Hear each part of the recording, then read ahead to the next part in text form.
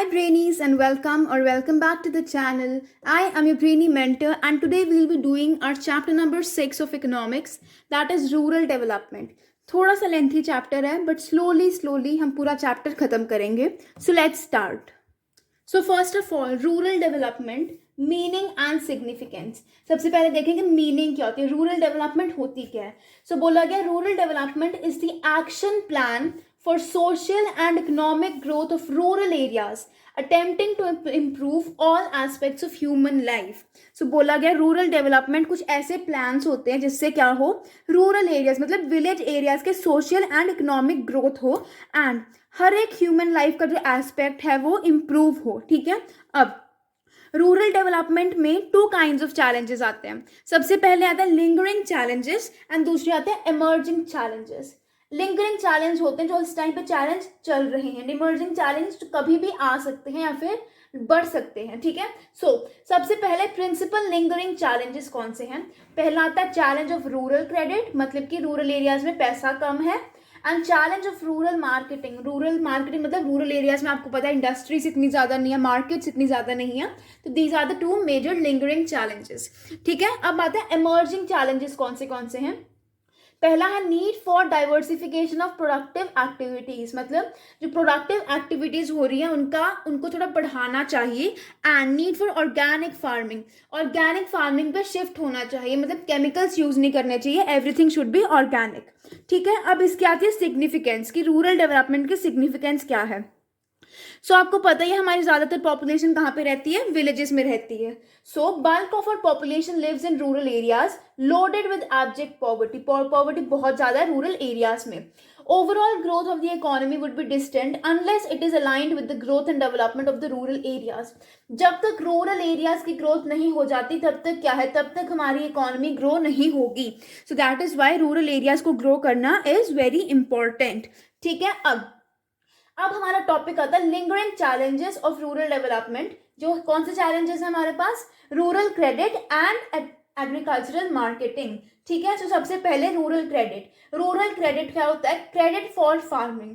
Farming के लिए credit, farming के लिए पैसा, जिसको हम बोलते हैं रूरल क्रेडिट. क्लियर है.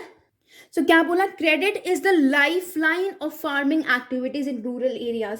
फार्मिंग एक्टिविटीज के लिए क्रेडिट बहुत ज्यादा जरूरी है because most farming families in India are small and marginal holders producing just enough for subsistence. They seldom generate surplus for investment. वो छोटे फार्मर्स हैं, ज़्यादातर जो फार्मर्स हैं उनके पास इतना ज़्यादा पैसा नहीं है, वो सिर्फ उतना ही उगा पाते हैं जितना उनको पूरा हो जाए, इसलिए वो ज़्यादा जनरेट कर ही नहीं पाते इन्वेस्ट करने के लिए. That is why credit is very important. And second, the gestation lag between sowing and harvesting of crops is quite long. मतलब सोइंग मतलब बीज बोने में और हार्वेस्ट करने में, मतलब क्रॉप काटने के बीच में जो टाइम है ना वो बहुत लंबा है. इसके बीच में कितना पैसा चाहिए होता है ना फार्मर को, लाइक 6 months का टाइम होता है, gas I am not sure, but उसमें पैसा बहुत चाहिए होता है. मैं राइट. तो उस टाइम के लिए फार्मर कहाँ से करेगा पैसा. So that is why credit is very important. ठीक है. अब आता है classification of credit needs of a typical Indian farmer.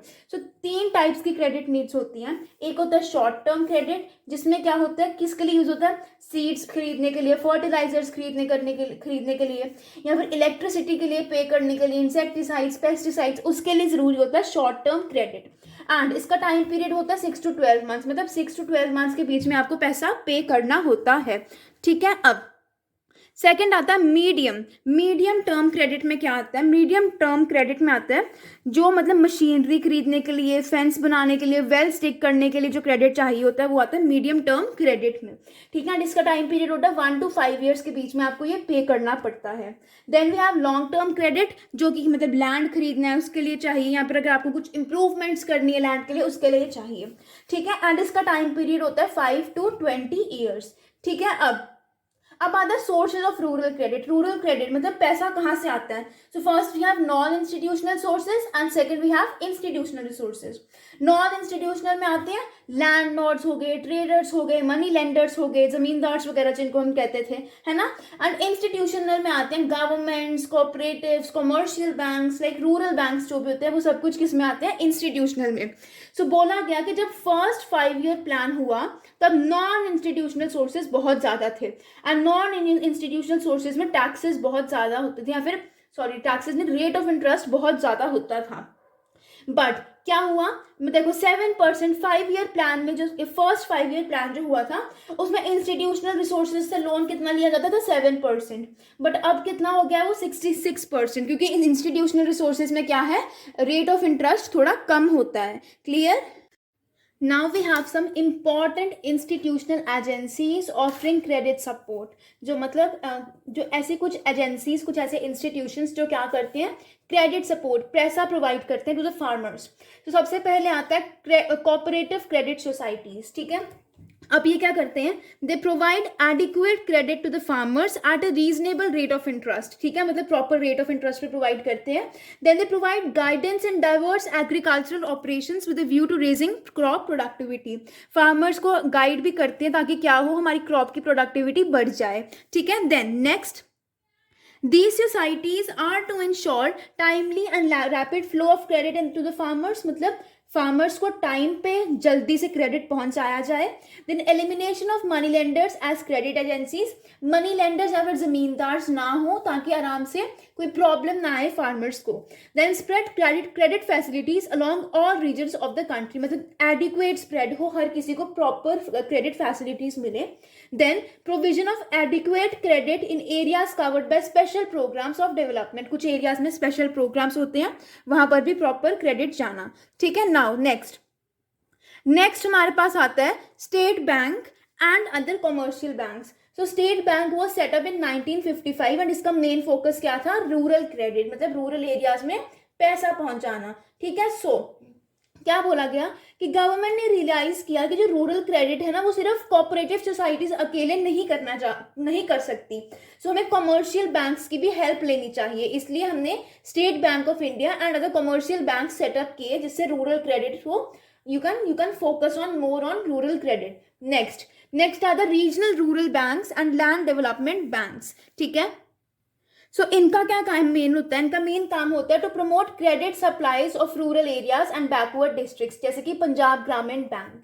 ठीक है, अब आगे आता है national bank for agricultural and rural development, very important, जिसको हम बोलते हैं NABARD, and this was set up in 1982. Ok है, so this is the apex institution handling policy, planning and operations in the field of rural credit and related economic functions. So ये एक ऐसा institution है, apex institution है, मतलब top का institution है, जहां पर सारे रूरल क्रेडिट के रिलेटेड यू कैन से पॉलिसीज या फिर प्लानिंग्स होती हैं. ठीक है, अब इसके आते हैं कुछ main functions. So what are the main functions. सबसे पहले हमारे पास है serves as apex funding agencies for the institutions providing credit in rural areas, मतलब पैसा प्रोवाइड करते हैं एंड कुछ मेजर्स लेते हैं जिससे क्या हो, क्रेडिट डिलीवरी अच्छे से हो, इंप्रूव हो जाए, एंड रूरल फाइनेंसिंग एक्टिविटीज को कोऑर्डिनेट भी करते हैं अच्छे से हो, ताकि like government of India, state government, RBI की पॉलिसीज भी फॉलो हो रही हैं. एंड देन लास्ट क्या था, to undertake monitoring and evaluation of projects refinanced by it, कि मतलब जिनको पैसा दिया उन्होंने ठीक से यूज किया भी है या नहीं किया. ठीक है, अब next we have the micro credit programmes and the self help groups. ठीक है, सो क्या बोला गया, जो micro credit programme, micro credit होता क्या है, micro credit means giving small loan to farmers, जिससे क्या कर सकते हैं, जिससे वो सेल्फ एम्प्लॉयड हो सके और स्मॉल बिजनेसेस सेटअप कर सकें. ठीक है, अब सो माइक्रो क्रेडिट प्रोग्राम्स और सेल्फ हेल्प ग्रुप्स ने इन्होंने क्या किया, they started to help people in under valued countries which were not covered by any banking system. जो गरीब कंट्रीज होती है वहां पर इन्होंने अपना काम स्टार्ट किया. And informal credit delivery system follow करते हैं, जिससे लीगल फॉर्मेलिटीज मतलब बहुत कम होती हैं, हमको बहुत इजीली लोन मिल सकता है, क्रेडिट मिल सकता है. ठीक है, now we have rural banking, a critical evaluation.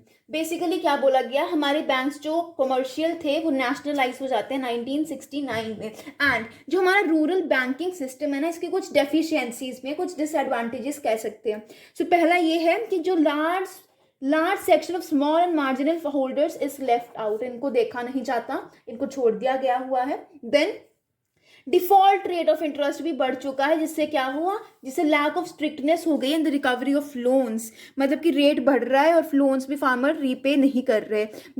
Then what we have, the next point is most financial institutions have failed to develop a culture of thrift, saving for future among the farming families. मतलब क्या बोला गया, ज्यादातर जो financial institutions हैं इन्होंने एक saving की हैबिट नहीं डेवलप कर पाए इन द फार्मर्स, तो that is a deficiency of the rural banking system. Now next we have agricultural marketing, जिसको हम बोलते हैं marketing in the rural areas. ठीक है, नेक्स्ट प्रॉब्लम हमारी यही थी, है ना. So process that involves assembling, storage, processing, transportation of different agricultural commodities across the countries. इसको ही हम बोलते हैं एग्रीकल्चरल मार्केटिंग, जिससे सब कुछ हो रहा है, असेंबल कर रहे हैं कमोडिटीज को, स्टोर कर रहे हैं, सेल कर रहे हैं, सब कुछ कर रहे हैं, उसको ही बोलते हैं एग्रीकल्चरल मार्केटिंग. क्लियर.